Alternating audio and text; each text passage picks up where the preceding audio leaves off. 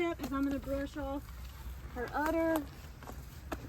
This can help stimulate let down a little bit, but I'm mostly just getting debris off of there.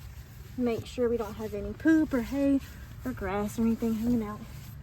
It just gives me a chance to look. I see she's got a little crack here from the cold, so we'll be sure to put some extra moisturizer on that later. But I'm gonna use my soapy rag. I'm not like, this is not dripping with water. You don't want it dripping because you don't want, sorry, I know you have that cut.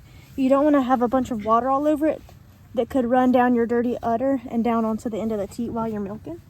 So we just want it wet. I'm gonna go over once. And then I'm just gonna keep going until she looks clean. If you're really extra about it, you could do 1 rag per teat. You could use disposable wipes. Everybody's a little different. We have not had any issues with our milk going bad or anything like that. Next, I use this teat dip cup. This one is actually frozen. So I'm gonna spray the same stuff in a spray bottle. We've been using the spray bottle since it started getting cold, but usually I would dip her with, that's an iodine-based dip. We have also used a Corhex-based dip. Whatever is fine. We find that these are really helpful. It makes me less worried about if I missed, you know, a wrinkle or something. I'm not so worried about it because I know I'm gonna put this antibacterial, oh, I know, stuff on there. And now I'm gonna let that sit for a minute. So I'm using this rag just to wipe my hands off. When I get my soapy water out of there, if I didn't just wash my hands, I make sure I wash a little with it. But usually I wash my hands right before I get here. You obviously don't want to use dirty hands when you're hand milking. Now I'll let that sit a little bit longer. It's really cold, so I don't want to let it sit longer than it needs to. It's just a little above freezing right now.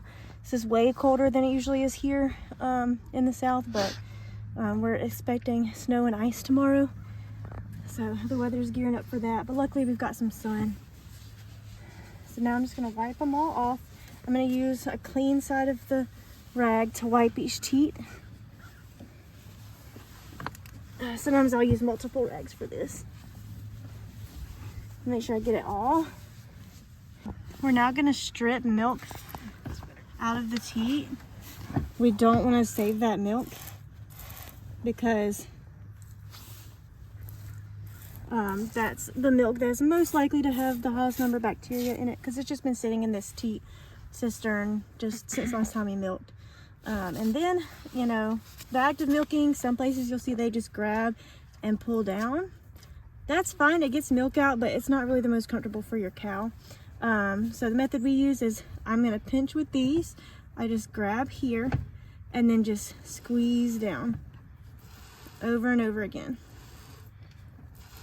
And clearly I'm not catching it right now, but that's because I'm about to machine milk. So, and then, you know, you can alternate both hands.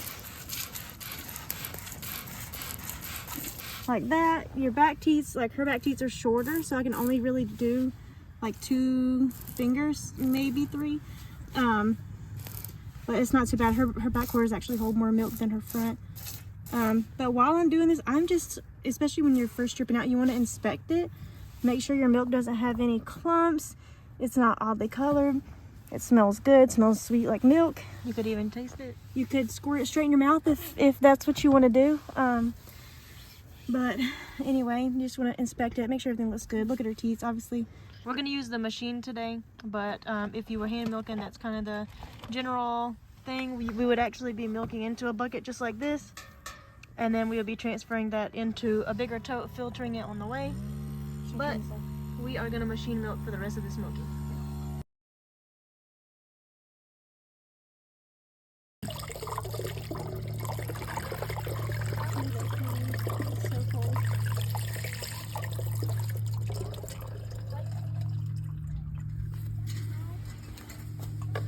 Butterfat versus Western.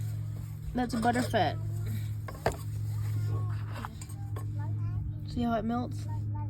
It's just butterfat is so cold that the cream is starting to separate.